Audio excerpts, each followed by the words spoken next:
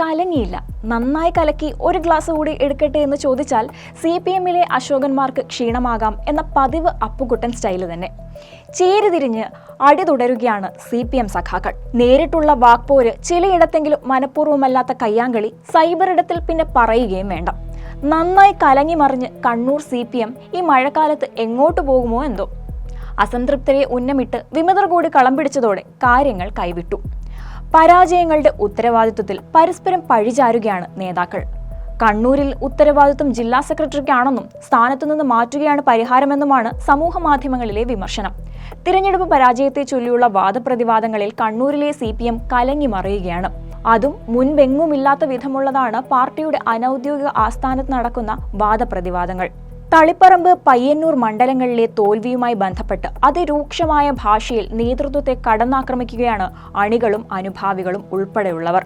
ജില്ലാ secretary KK രാഗേഷിനെതിരെയുള്ള cyber ആക്രമണം രൂക്ഷമായതോടെ പ്രധാന നേതാക്കൾ ഉൾപ്പെടെ പ്രതിരോധിക്കാൻ ശ്രമം തുടങ്ങി. സ്ഥാനാർത്ഥി നിർണയത്തിലെ വീഴ്ചയുടെ ഉത്തരവാദിത്വം ജില്ലാ കമ്മിറ്റിക്കാണെന്ന് സംസ്ഥാന സെക്രട്ടറി MV ഗോവിന്ദൻ കൂടി പറഞ്ഞ് കൈയൊഴിഞ്ഞതോടെ രാഗേഷിനെതിരെയുള്ള ആക്രമണത്തിന് ശക്തി കൂടി. കൃത്യസമയത്ത് തന്നെ സംയുക്ത വാർത്താ സമ്മേളനവുമായി വിമതരും ഇറങ്ങി.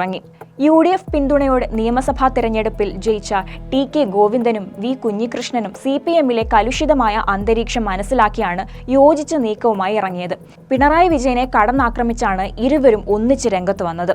തിരഞ്ഞെടുപ്പിന് മുൻപ് തങ്ങൾ പറഞ്ഞ കാര്യങ്ങളാണ് CPM നേതൃത്വം ഇപ്പോൾ ഏറ്റുപറയുന്നതെന്ന വാദം പാർട്ടി അണികളെയും സ്വാധീനിക്കുന്നുണ്ട്.